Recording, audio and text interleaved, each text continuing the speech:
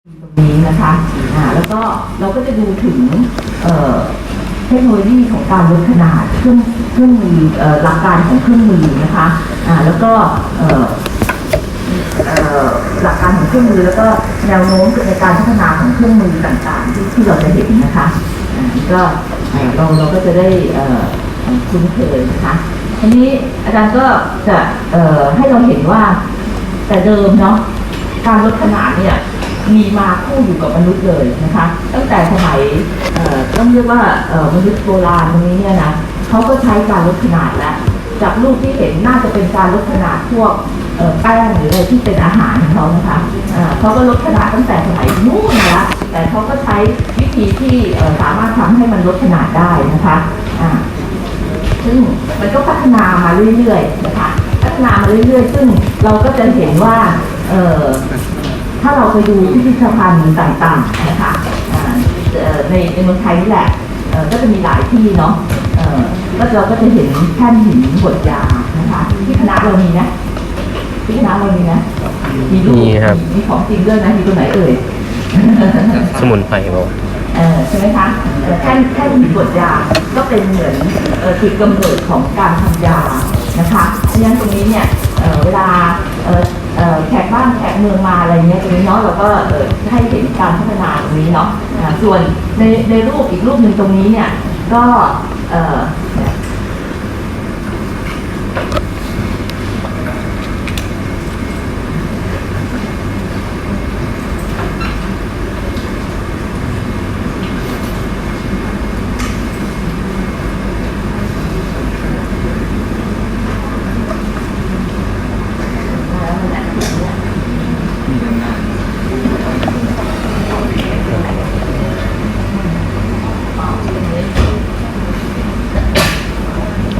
อันนี้เราก็จะเห็นว่าเป็นอันนี้ใครเคยเห็นไหมว่าอยู่ที่ตรงไหนเอ่ยจะเป็นภาพที่เอามาจาก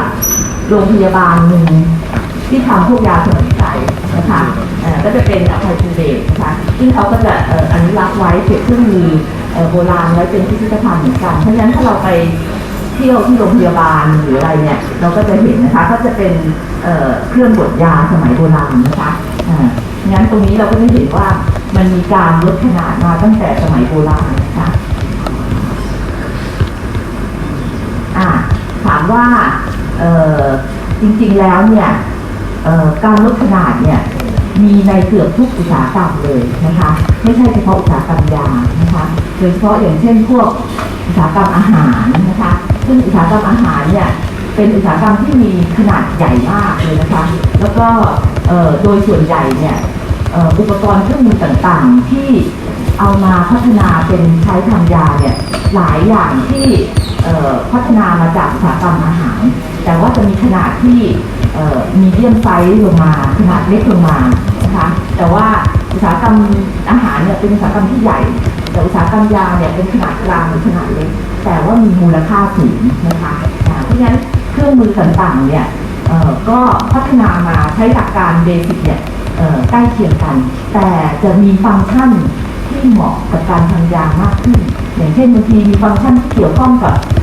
ความคงตัวทำยังไงไม่ให้เกิดออกซิเดชันอันนี้ก็จะเหมาะกับการทำยานะคะก็หรืออุตสาหกรรมที่เป็นเคมีพวกนี้ก็เป็นอุตสาหกรรมใหญ่ขนาดใหญ่นะคะหรืออุตสาหกรรมเหมืองอะไรพวกนี้นะคะอย่างอุตสาหกรรมลดขนาดของพวกพอดีช่วงก่อนนี้ได้มีโอกาสพานิสิตไปดูโรงงานไปดูห้องแลบที่ของปูนซีเมนต์นครหลวงเนาะเขาก็ใช้โรบอททำนะคะแล้วก็พอดีของเขาเนี่ยจะเกี่ยวกับการลดขนาดเยอะเพราะเขาลดขนาดอะไรเอ่ยเขาลดขนาดเลยถ้าเป็นพวกปูนซีเมนต์คือลดขนาดผงปูนเนาะเห็นไหมเราจะเห็นว่าละเอียดมากเลยเนาะเพราะฉะนั้นแต่เครื่องมือเขาจะใหญ่โตมหาศาลเลยนะอย่างฟองมีของเขาเนี่ยเบลเลอร์เลยก้อนหินของเขาเป็นก้อนขนาดใหญ่ขนาดอย่างเงี้ยแต่ของเราเป็นขนาดเล็กๆอะไรอย่างเงี้ยนะคะเพราะฉะนั้นไซส์จะแตกต่างกันเยอะแต่เราก็จะได้เห็นเลยของเขาเนี่ยก็จะมีปัญหาเรื่องฝุ่นเยอะมาก นะคะเรื่องฝุ่นเนี่ยเยอะมากเหมือนกันในอุตสาหกรรมยาก็จะมีปัญหาเรื่องฝุ่นเพราะฉะนั้นเราจะต้องรู้ว่ามันจะมีอะไรที่เกี่ยวข้องในการใช้เครื่องมือด้วยนะคะนี้ในอุตสาหกรรมยาเนี่ยก็มีใช้นะคะคือจริงๆอุตสาหกรรมยาเนี่ยเรามี2ส่วนใหญ่ๆนะคะ2ส่วนใหญ่ๆมีอะไรเอ่ยเรามีส่วนที่เราทำโปรดักต์ซึ่งเราจะเน้นเรียนมาทางด้านการพัฒนาเป็นโปรดักต์ถูกไหมคะใช่ไหมคะเป็น finish product เนาะเป็นรูปแบบเม็ดน้ำsuspension แท็บเล็ตแคปซูลอะไรก็ว่าไปใช่ไหมคะอีกส่วนหนึ่งก็จะเป็นส่วนอะไรคะผลิตวัตถุดิบขึ้นมาถูกไหมคะเวลาที่เราจะทำfinish product เนี่ยเราสั่งบางทีส่วนประกอบของยาเม็ดมีอะไรบ้างนะลูกคร่าวๆหลักๆdiluent ที่ใช้เช่น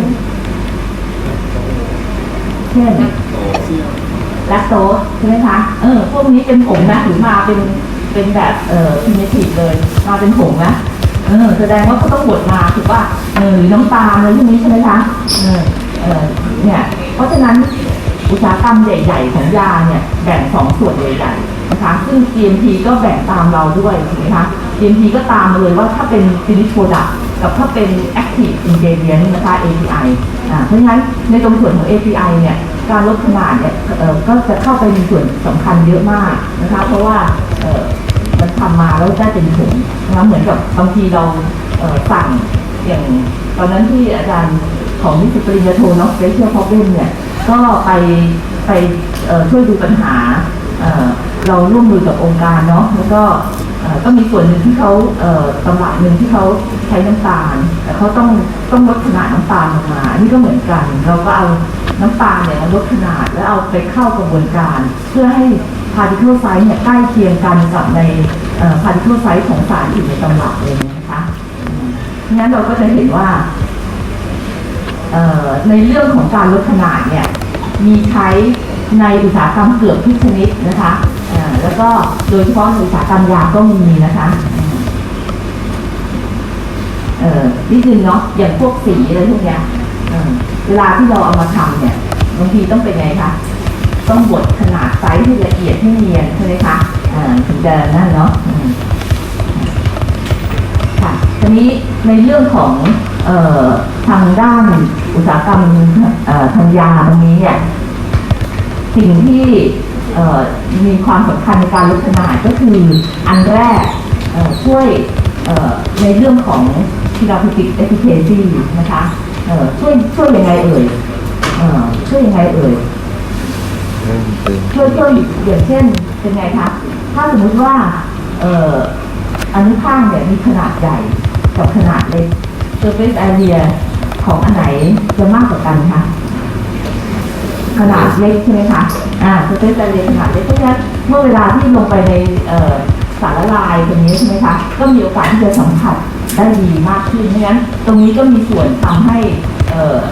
การเพิ่ม surface area ก็มีผลทำให้สามารถที่จะมีการละลายหรืออะไรตรงนี้ได้ดีขึ้นกว่าเดิมนะคะหรือในพวกที่เป็นinhalation พวกนี้สิ่งที่สำคัญ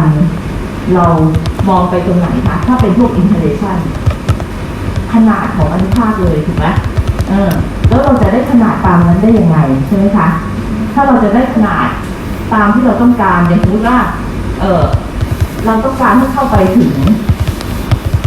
แค่เทเคลียร์หรือเข้าไปถึงอันดิโอไลน์ใช่ไหมคะ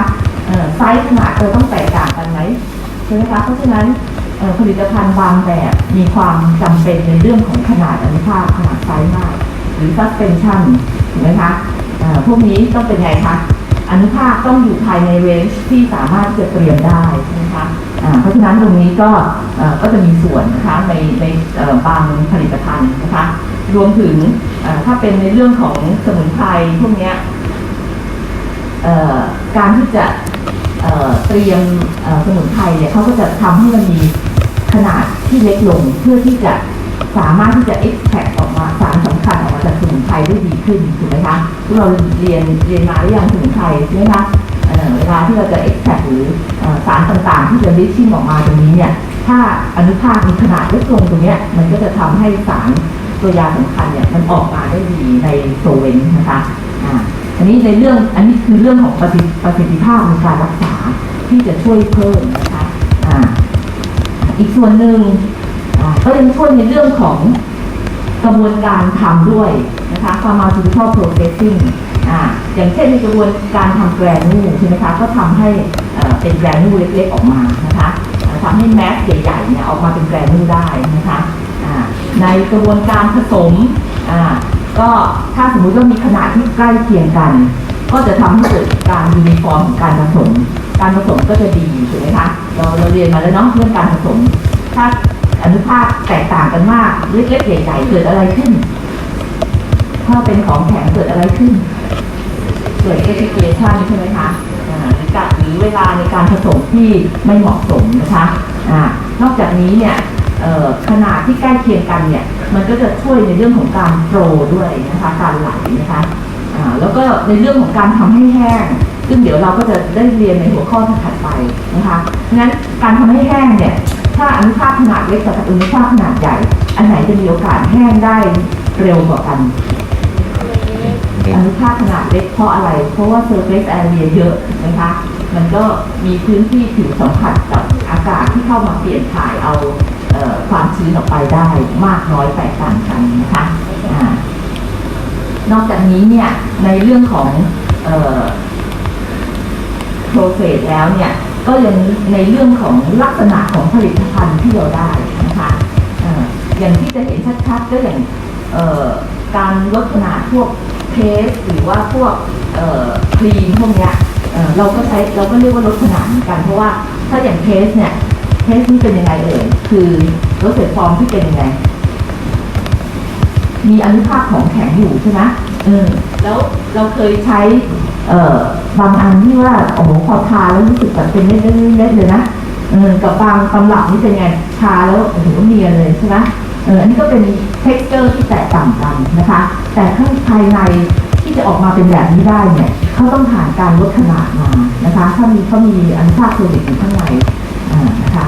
เพราะฉะนั้นมันก็จะได้ออกมาเป็น smooth texture นะคะเป็นลักษณะ appearance ที่ดูดีนะคะuniform size โดยเฉพาะพวกemulsion พวกนี้ emulsion พวกนี้เนี่ยครีมพวกเนี้ยถามว่าคือครีมถ้าสมมติเป็นของแข็งเราจะเรียกว่า particle เนาะเราจะเรียกว่าอนุภาคของแข็งส่วนถ้าเป็นของเหลวเราจะเรียกว่า droplet เนาะถ้าเป็น emulsion พวกนี้เนี่ยเป็นไงคะเราก็ต้องการไซส์ที่uniform ถูกไหมถ้าไม่ uniform เกิดอะไรขึ้นถ้า emulsion ไม่ uniform มีโอวูเล็กๆใหญ่ๆdroplet size เนี่ยเล็กๆใหญ่ๆปนกันมันแนวโน้มมันจะเกิดอะไรขึ้นโคเลสก่อนใช่ไหมคะก็อันใหญ่ก็ไปอันเล็กก็ไปรวมกับอันใหญ่มันก็ใหญ่ขึ้นไปเรื่อยๆถูกไหมเพราะฉะนั้นความไม่คงตัวมาแหละถูกไหมเพราะฉะนั้นเวลาที่เตรียม emulsion แล้วเนี่ยสุดท้ายเขาถึงต้อง homogenize ลดขนาดเพื่อที่จะให้ได้ยูนิฟอร์มของ droplet size นะคะพอ droplet size ยูนิฟอร์มปุ๊บเนี่ยมันก็จะมีแรงผลักกันระหว่างอนุภาคแล้วนั้น stability ตรงนี้ก็จะมาแล้วนะคะหรือบางครั้งเนี่ยเราต้องการเตรียม droplet size ให้มีขนาดเล็กสำหรับฉีดได้ตรงนี้เราก็ต้องลดขนาด droplet size emulsion ให้มันมีขนาดที่ตามที่เราต้องการนะคะฉะนั้นมันก็จะช่วยทั้งในเรื่องของappearance ของผลิตภัณฑ์ที่ออกมาแล้วก็ในเรื่องของความคงตัวของตำรับด้วยนะคะฉะนั้นเราจะเห็นว่ามันมีความสำคัญที่แทรกอยู่ในแต่ละส่วนของการทำยานะคะทีนี้อันนี้ให้เห็นว่าเอฟเฟกต์ของอนุภาค particle size นะคะเราจะดูว่าแกน Y ตรงนี้จะเป็นความเข้มข้นของฟีนาเซตินนะคะแล้วระยะเวลาแกน H นะคะก็จะเห็นว่าถ้าเป็นคอสนะคะก็คืออนุภาคขนาดหยาบมากกว่า250อิเล็กตรอนเป็นยังไงคะมีการละลายของตัวยาน้อยมากใช่ไหมคะในกระแสเลือดนะคะเราก็จะเห็นเป็นข้าวหลามตัดสีม่วงนะคะในขณะที่ถ้าสมมติว่าเป็นไฟล์สีแดงหรือว่าไฟล์แล้วบวกทวีนี่คือเซอร์แฟกแตนเนาะก็จะเห็นว่าค่าการละลายของฟีนาเซตินในกระแสเลือดเป็นไงคะสูง สูงกว่าขนาดอนุภาคที่มีขนาดใหญ่กว่านะคะเพราะฉะนั้นตรงนี้เนี่ยมันก็จะมีการศึกษาตรงนี้ในเรื่องของการทำ dissolution ของตัวยานะคะเดี๋ยวอาจารย์ไม่แน่ใจคืออันนึงก็จะมีอย่างสมัยก่อนเนาะพิซิโอคูวินนี่เป็นยาอะไรเอ่ยยังใช้อยู่ไหมพิซิโอคูวินเป็นยาเชื้อราถูกไหมถามว่าการเตรียมเนี่ยสมัยก่อนมีปัญหา dissolution ไม่ผ่านนะคะการละลายไม่ผ่านทำไงก็ไม่ผ่านจนเขาก็พัฒนามาเรื่อยๆแล้วเขาก็ศึกษาดูว่ามันเกิดจากอะไรตอนสุดท้ายเนี่ยเขามาไฟล์เอาได้ว่าขนาดอนุภาคของพิซิโอคูวินเนี่ยต้องมีขนาดที่เป็นไมครอนไซส์นะคะเพราะฉะนั้นเวลาโรงงานที่จะผลิตพิซิโอคูวินเนี่ยจะต้องสั่งแบบไมครอนไซส์มาแล้ว dissolution ก็จะผ่านเลยนะคะพอเราเอามาต่อให้ปุ๊บเนี่ยทำ dissolution ก็ผ่านเลยนะคะอันนี้ก็เป็นตัวอย่างของวัตถุดิบที่เราตัวยาที่เราเอามาใช้นะคะว่าพอดีอันเนี้ยจะเป็นโปรเจกต์ที่สมัยก่อนอาจารย์พัฒนาเดสโซล่าตาลีคาเฟ่เนาะแล้ว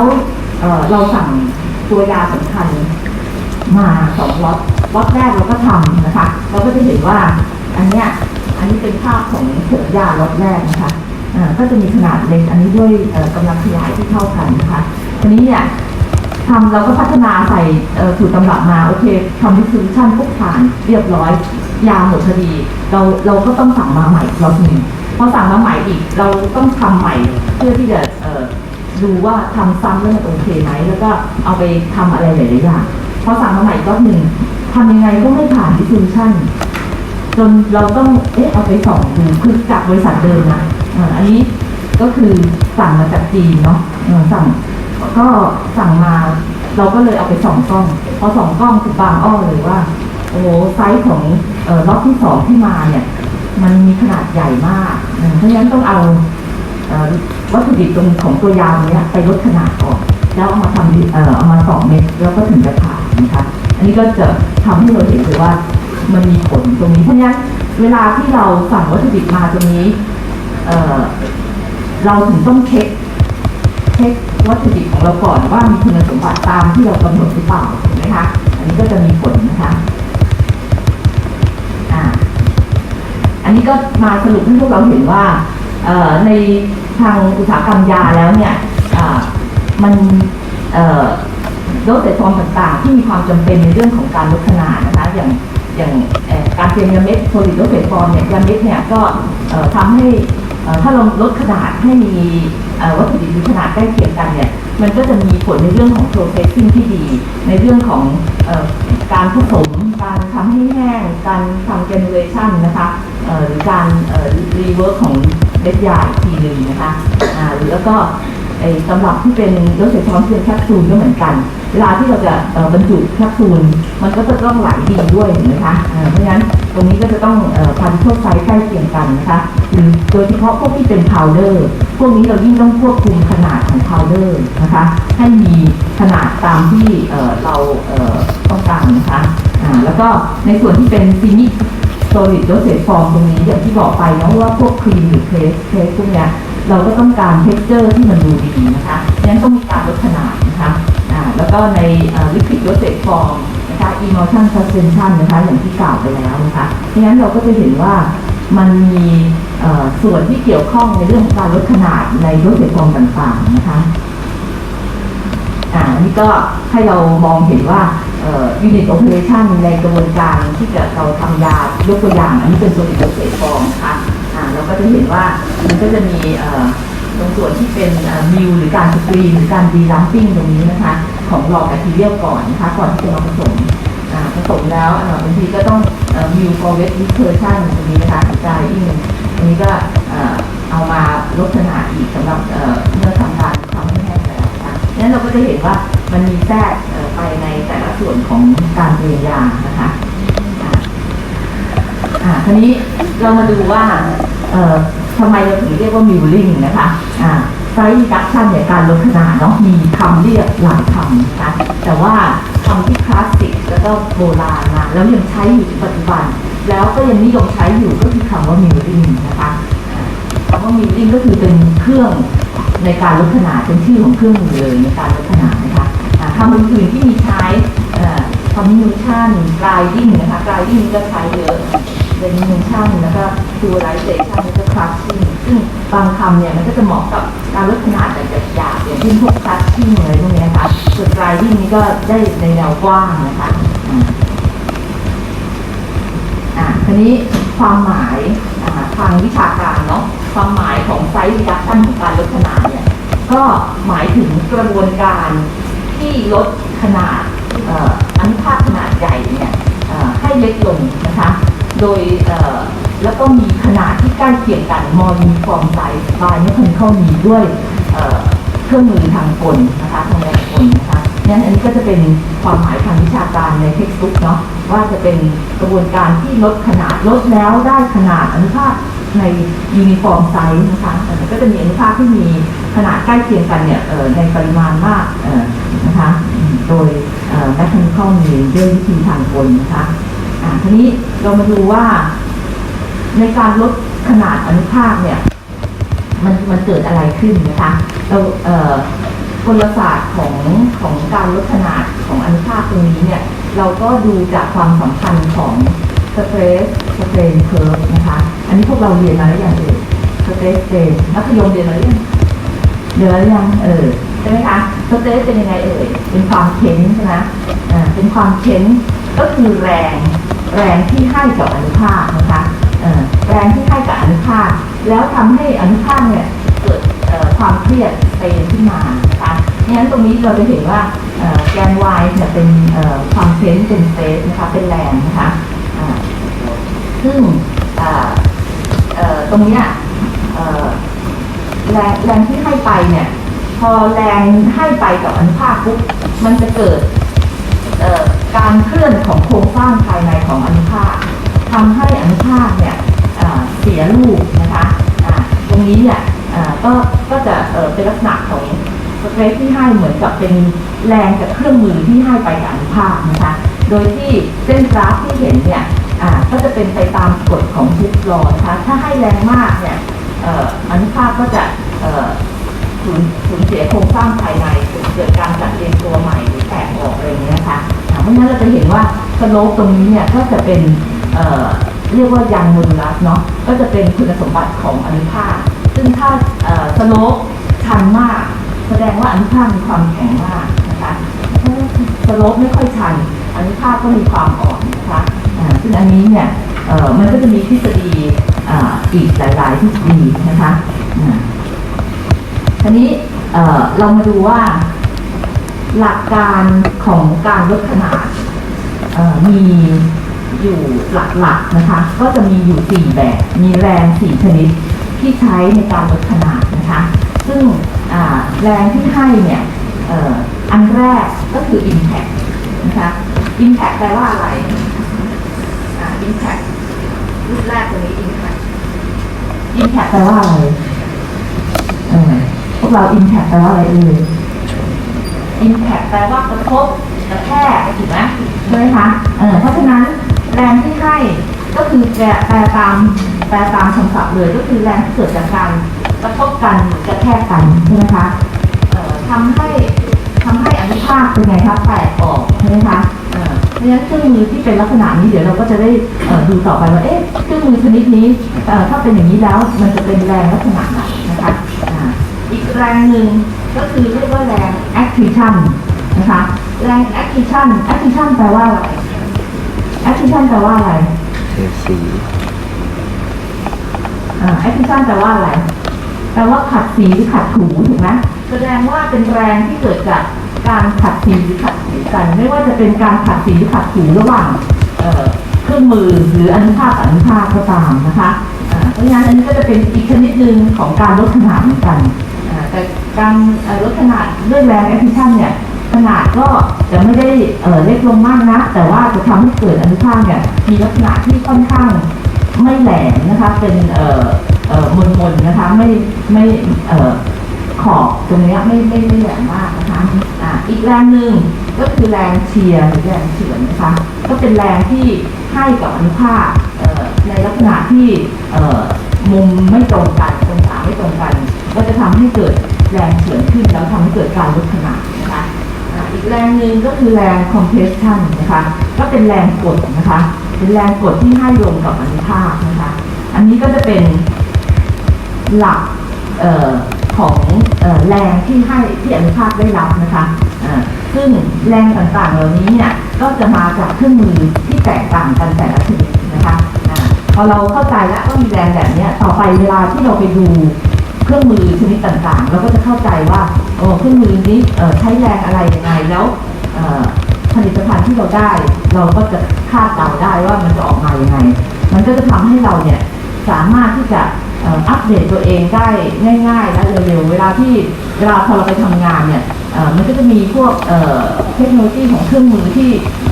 วิวัฒนาการไปมากนะคะเพราะฉะนั้นตรงนี้เนี่ยพอเราได้เบสิกปุ๊บเนี่ยมันก็ทำให้เราเนี่ยแคชอัพได้เร็วนะคะเวลาที่เราไปดูเครื่องมือไหนอันนี้ก็คือหลักการเดิมเพียงแต่เพิ่มพาร์ทนี้ขึ้นมา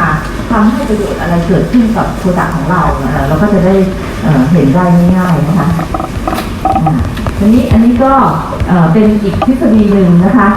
ที่ว่าแล้วอนุภาคเกิดการแตกออกได้ยังไงนะคะคือถ้าเราศึกษาลงไปลึกๆมันจะมีหลายทฤษฎีมากนะคะซึ่งตรงนี้เราก็มาดูว่าในแต่ละทฤษฎีอันนี้ก็จะเป็นอันที่เขาอ้างอิงถึงเยอะนะคะเขาก็จะบอกว่าในอนุภาคเนี่ยมันจะมีส่วนในโครงสร้างมันจะมีส่วนที่มีความแข็งแรงไม่เท่ากันตรงส่วนไหนที่มีความแข็งแรงน้อยนะคะหรือบางทีเขาเรียกว่า flaw FLAW ก็คือตำหนิอยู่ในอนุภาคตรงนั้นจะเป็นส่วนที่เมื่ออนุภาคได้รับแรงกระทำมาปุ๊บเนี่ยมันก็จะทำให้อนุภาคแตกออกจากรอยที่เกิดขึ้นตรงนั้นหรือภายตรงส่วนที่เป็นโครงสร้างที่ไม่แข็งแรงก่อนนะคะก็จะแตกออกนะคะ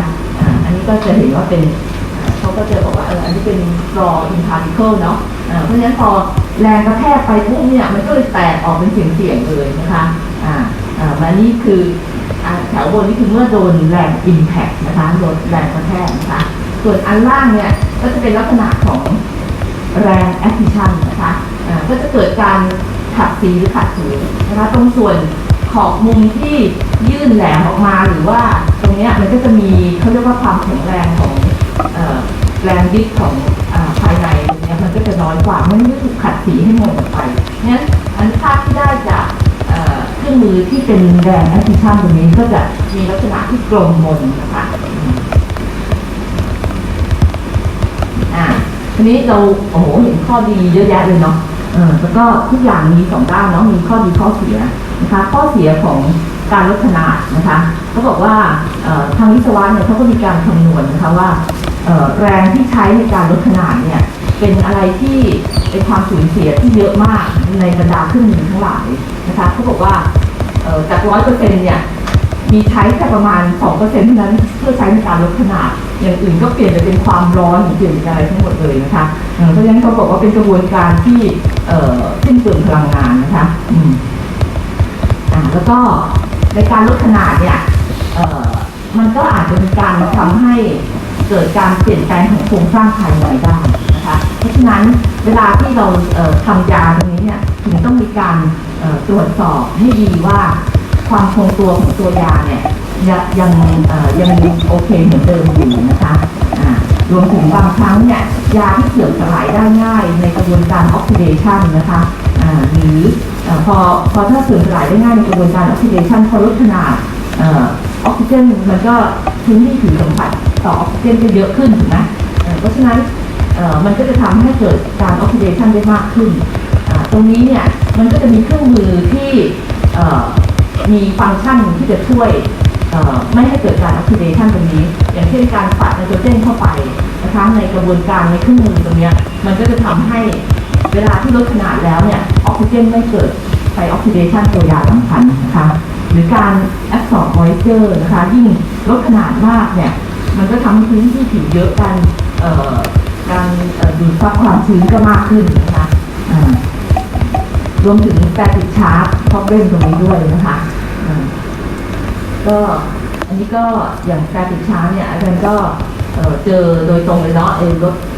raw material desolar เนี่ย โอ้โหมันเป็นสแตติกชาร์ตเป็นรูปกลมๆใหญ่ๆเวลาที่เราพัฒนาตรงนี้นะก็ต้องแก้ปัญหาตรงนี้แล้วก็รวมถึงการลดขนาดเนี่ยมันจะมีการปนเปื้อนเยอะเพราะว่ามันจะเกิดฝุ่นผงมากแต่ว่าเครื่องมือบางเครื่องมือเนี่ยเขาก็จะสามารถที่จะ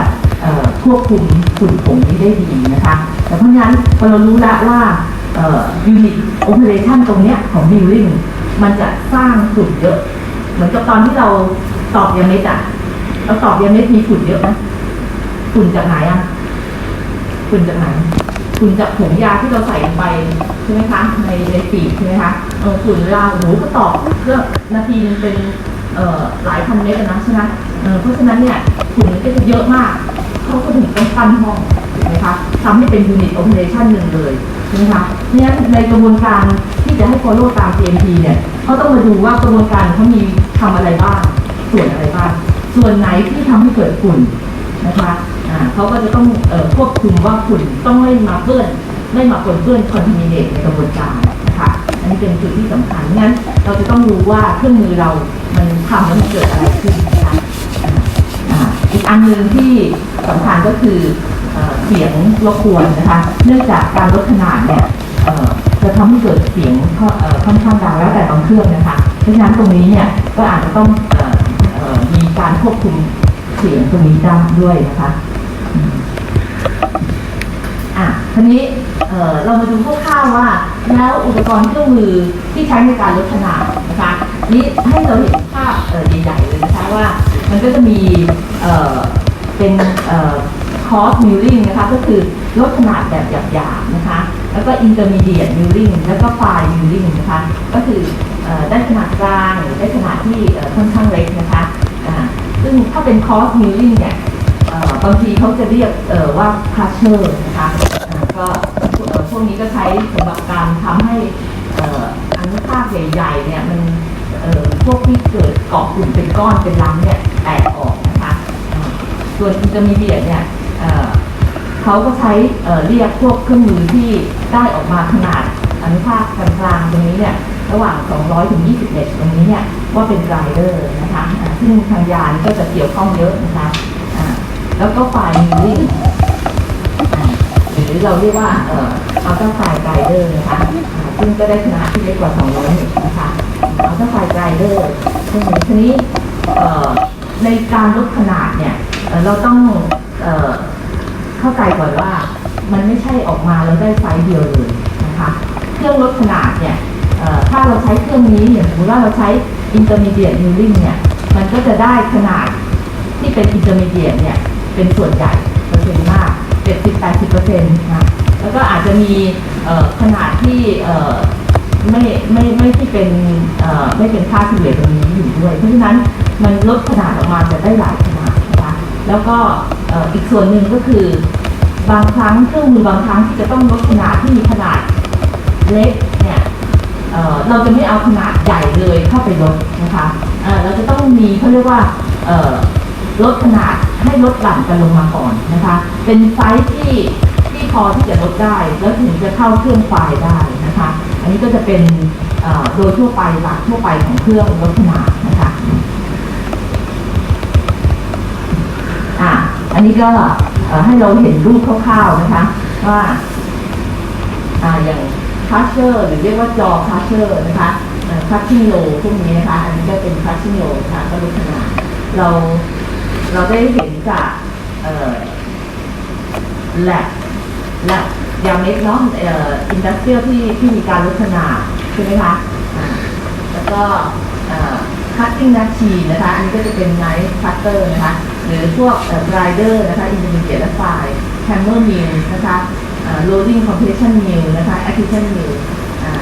อันนี้ก็จะเป็นmilling wall mill นะคะหรือ ultra fine grinder นะคะก็เป็น fluid energy mill นะคะอันนี้เป็นให้เราเห็นภาพนะคะอันนี้ก็จะเป็นให้เรามองเห็นว่ามันก็มีเครื่องมือต่างๆตรงนี้นะคะทีนี้เรามาดูเลยว่าในเครื่องมือต่างๆเนี่ยเกือบทุกเครื่องมือก็จะมีส่วนสำคัญอยู่3ส่วนอย่างนี้นะคะจะประกอบด้วย3ส่วนของเครื่องมือลดขนาดเนี่ยส่วนแรกก็คือส่วนที่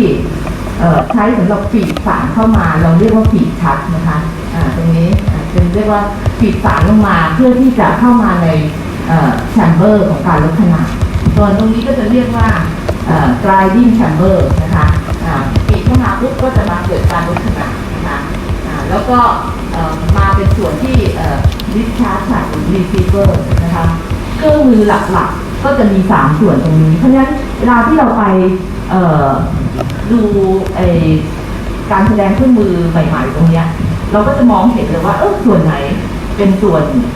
receiver ใช่ไหมคะเป็นส่วนฟีดนะคะส่วนไหนเป็นguiding chamber อยู่ตรงไหนอะไรเงี้ยนะคะเพราะฉะนั้นตรงเนี้ยมันจึงทำให้เรามองได้ง่ายขึ้นนะคะว่าตรงนี้ส่วนนี้เขาพัฒนามาเอาส่วนของแชมเบอร์มีเพิ่มจุดตรงนี้เข้ามาเพื่อที่จะฟีดไนโตรเจนเข้าไปส่วนของแชมเบอร์ตรงนี้มีน้ำหล่อเพื่อที่จะทำให้เกิดความเย็นขึ้นอะไรอย่างเงี้ยนะคะหรือว่าส่วนของreceiver ตรงนี้มีตัวที่สามารถที่จะ classify ไซส์ได้มันก็จะเป็น option ที่เพิ่มขึ้นมาเพื่อให้การทำงานของโปรดักต์ของเราเนี่ยสมดุลขึ้นนะคะ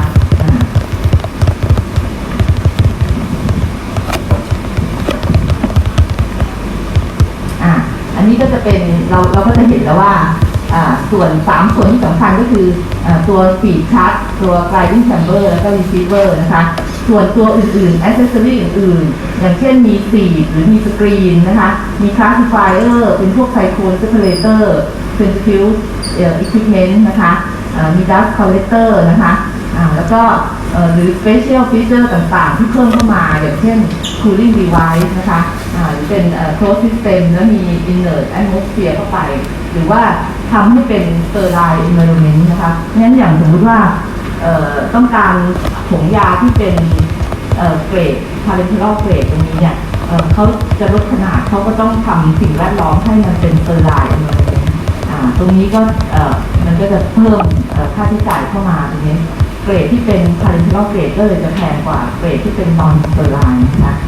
งั้นตรงนี้ก็เขาก็จะมีเพิ่มเข้ามาให้ในแต่ละเครื่องหรือมีการพัฒนาเครื่องรุ่นใหม่ๆขึ้นมานะคะ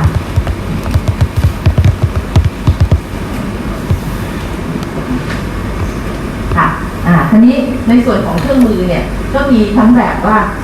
ทำเป็นแบบไทป์หรือทำเป็น continuous นะคะอันนี้ก็ลักษณะที่ให้เห็นก็คือถ้าสมมติว่า continuous เนี่ย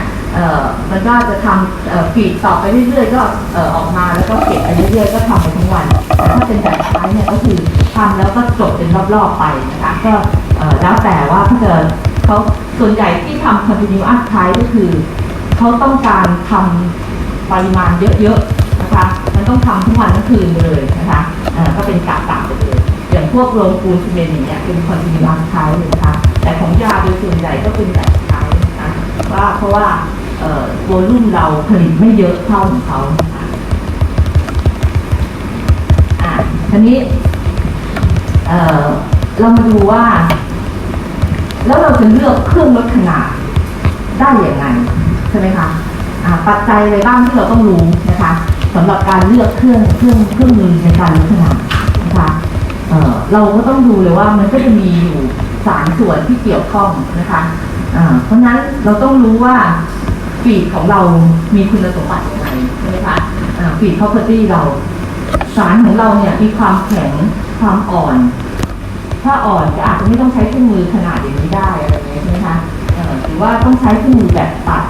แบบไหนคะแล้วก็เราต้องการโปรดักต์ของเราให้ได้แบบไหนอันนี้เราต้องรู้นะคะเราต้องรู้ว่าโปรดักต์ที่เราต้องการลักษณะยังไงได้ไซส์เท่าไหร่นะคะถ้าคุณต้องการไมครอนไซส์อย่างเงี้ยคุณก็ต้องใช้ไฟล์แน่เลยนะแต่ถ้าคุณไม่ต้องการไมครอนไซส์คุณก็ใช้เครื่องมือที่ไม่ได้ต้องขนาดอนุภาคขนาดเล็กมากแล้วโปรดักต์ของเราต้องรู้ว่าเราต้องการสุดท้ายเนี่ยโปรดักต์ของเราเป็นแบบไหนนะคะเราต้องรู้ว่าprocess ที่เกี่ยวข้องเนี่ยจะมาเกี่ยวข้องในกระบวนการลดขนาดของเรามีอะไรที่จะต้องเข้ามาแทรกในกระบวนการด้วยหรือเปล่าอันนี้ก็มีความสำคัญนะคะแล้วสุดท้ายก็คือเราต้องเข้าใจว่าเครื่องลดขนาดที่เราจะเลือกใช้เนี่ยมันมีการทำงานแบบไหนเพื่อที่จะได้ ตรงตามคุณสมบัติของ Product ที่เราต้องการนะคะทีนี้ในส่วนของ feed property คุณสมบัติของสารที่เราจะเอามาลดขนาดเนาะมันก็จะมีทั้งสารที่แข็งมากนะคะหรือสารที่กัดกร่อนนะคะพวกนี้ถ้ากัดกร่อนเนี่ยเครื่องมือที่จะเสี่ยงต่อการเสื่อมตรงนี้เราก็ใช้ไม่ได้นะคะแล้วก็หรือโครงสร้างภายในของสารเนี่ยเป็นแบบไฟบัสหรือว่าเป็นแบบเปราะอันนี้นะคะอันนี้เราก็จะต้องพอรู้นิดนึงเพื่อที่จะเลือกเครื่องมือได้ถูกนะคะมีความชื้นสูงไหมถ้าความชื้นสูงตอนเครื่องอาจจะทำให้เกิดการอุดตันในเครื่องลดขนาดได้นะคะมีอุณหภูมิไม่คงทนต่อความร้อนที่เกิดขึ้นหรือเปล่าอันนี้นะคะก็จะต้องเพิ่มในส่วนของ cooling พาร์ทเข้ามานะคะแล้วก็ขนาดของอนุภาคsize distribution ของปีกที่เอาเข้ามานะคะว่ามีขนาดประมาณส่วนไหนแล้วเราจะต้องลดไปถึงขั้นไหนเพราะฉะนั้นมันอาจจะต้องมีการ pre size reduction ก่อนหรือ pre classify size เอาเฉพาะขนาดที่อยู่ใน range ที่สามารถใช้กับเครื่องลดขนาดตรงนี้ได้เอามานะคะแล้วอันไหนที่ใหญ่เกินก็ต้องเอาไปลดขนาดด้วยเครื่องขนาดใหญ่ก่อนนะคะแล้วก็ในการฟีดตรงนี้ก็มีผลต่อการลดขนาดที่เกิดขึ้นของเครื่องมือนะคะถ้าสมมุติว่าเราฟีดไม่ดีเวลาที่เราฟีดเพื่อลดขนาดตรงนี้เนี่ยถ้าสมมุติว่าเราฟีดเกินไปหรือเทสารไปทีเดียวเลยแล้วปล่อยให้เครื่องทำงานอันนี้ก็จะมีผลเหมือนกันนะคะในเครื่องมือบางชนิดนะคะอันนี้ก็ให้เราเห็นว่าแฟกเตอร์ที่เกี่ยวข้องกับฟีด property นะคะอันนี้ให้เราเทียบกับสารสากลทั่วไปเนาะความแข็งของสารเนี่ยเราก็จะเรียกว่าเป็นโมฮาร์ดเนสอันนี้เคยเรียนมาแล้วเนาะใช่ไหมใช่ป่ะเคยเรียนมัธยมหรือยังความแข็งของสารเนาะเป็นโมเนาะโมสเกลฮาร์ดเนสก็จะเรียกเป็นตัวเลขนะว่าถ้าเป็นตัวเลขประมาณ 1-3 ก็จะเป็นซอฟต์นะคะถ้าเป็นประมาณ3-6 นี้ก็จะเป็นมีเดียมฮาร์ดนะคะหรือถ้าเป็นประมาณ5ขึ้นไปหรือ6ขึ้นไปจนถึง10เนี่ยก็จะเป็นเรียกว่าสารที่มีความแข็งสูงนะคะทีนี้อย่างพวกที่เป็นอย่างของเราเนี่ยพวกคาลกัมที่ใช้พวกเนี้ยก็จะไม่ค่อยแข็งจะมีความอ่อนนะคะแต่ว่าพวกที่เป็นแข็งขึ้นมาก็จะเป็นพวกฟอสพวกคอรันดัมนะคะโดยเฉพาะพวกผู้หญิงนี่ต้องรู้เลยเนาะเพชรเนี่ยมีความแข็งสูงที่สุดเลยเนาะใช่ไหมเดี๋ยวเวลาที่พวกเราไปดูเนาะใช่ไหมเดี๋ยวอันนี้ปี 5เลยเนาะเดี๋ยวพวกเราไปทำงานเดี๋ยวก็มีข่าวดีกันละเราก็ต้องดูนะคะเพราะเดี๋ยวจะรู้ว่าเพชรมีความแข็งสูงหัวล้อนี่คือยังไงหรือจะไม่มีแล้วเดี๋ยวนี้ยังไม่มีอันนี้ก็ ไม่มีผัวให้เราเห็นโดยทั่วไปสารที่เป็นยาหรืออุตสาหกรรมยาจะไม่ค่อยแข็งมากนะคะจะไปไม่ถึงไดมอนด์นะคะแต่ในเครื่องมือที่ใช้ในการลดขนาดมีการใช้หัวเพชรเนี่ยในการลดขนาดด้วยสำหรับสารที่แข็งมากนะคะเพราะฉะนั้นตรงนี้เนี่ยเราก็จะต้องพอเปรียบเทียบได้นะคะว่าเป็นยังไงอันนี้ก็เอามาจากเปเปอร์นะคะก็เราก็จะเห็นว่าแล้วเครื่องแรงที่ใช้ในการลดขนาดกับสารที่มีความแข็งต่างกันเนาะเราก็จะเห็นว่าอย่างพวกที่เป็นพวกที่ใช้แรงคอมเพรสชันเนี่ยก็จะใช้กับสารพวกที่มีแข็งหรือว่ามีเดียมฮาร์ดพวกนี้ได้นะคะนิกเกิลนี่ก็ได้แรงที่ใช้แรงเยอะนะคะหรือพวกอิมแพคเนี่ยก็จะใช้กับสารที่เป็นมีเดียมฮาร์ดหรือว่าเปราะได้นะคะแล้วก็คัตติ้งเนี่ยก็จะมาใช้กับพวกที่สารที่เหนียวอ่อนนุ่มพวกไฟบัสพวกนี้หรือยืดหยุ่นนะคะหรือมีเซนซิทีฟนะคะพวกนี้ก็ได้นะคะหรือพวกที่เชียร์ลิงก็จะคล้ายๆกับคัตติ้งนะคะงั้นตรงนี้เนี่ยมันก็จะทำให้เราเห็นว่าความสำคัญของปีกที่เอาเข้ามาเราจะต้องรู้ว่าสารเราเป็นลักษณะแบบไหนนะคะแล้วมันจะเหมาะกับเครื่องมือแบบไหนนะคะอันนี้ก็จะเป็นในส่วนของprocess requirement นะคะว่า เราจะต้องรู้ว่าพอเรารู้แล้วว่าโปรดักที่เราต้องการจะเอามาลดขนาดเป็นยังไงนะคะเราเข้าใจแล้วว่าเขามีความแข็งไม่มากนะคะเขามีความคงตัวสูงอะไรเงี้ยนะคะเราก็ต้องรู้ว่าแล้วกระบวนการเนาะเราก็ต้องรู้ว่ากระบวนการที่จะทำเนี่ยเขาจะต้องใช้ capacity ของเครื่องมือเนี่ยขนาดไหนแล้วก็จะใช้เป็นแบบเวทหรือ dry milling นะคะจะใช้แบบเปียกหรือแบบแห้งนะคะหรือเขาจะเป็นแบบหรือ continuous type นะคะเขาจะแบบจบครั้งเดียวหรือว่าต้องทำต่อเนื่องผลิตเยอะๆนะคะแล้วมันจะต้องมีไปร่วมกับกระบวนการอะไรของคนอื่นด้วยหรือเปล่านะคะแล้วก็ต้องการลดขนาดเนี่ยหลายสเตจหรือเปล่าตั้งแต่ใหญ่ๆเลยจนมาขนาดอัลตร้าไฟล์เลยหรือเปล่าต้องเดินแบบนั้นเลยไหมก็แบบนั้นเลยเขาจะต้องดีไซน์ให้มันเหมาะสมนะคะต้อง first inert gas หรือเปล่าอะไรพวกนี้นะคะเพราะฉะนั้น process requirement ตรงนี้ก็ต้องเข้าใจนะคะว่าเราจะไปทำตรงส่วนไหนของกระบวนการภาพใหญ่นะคะ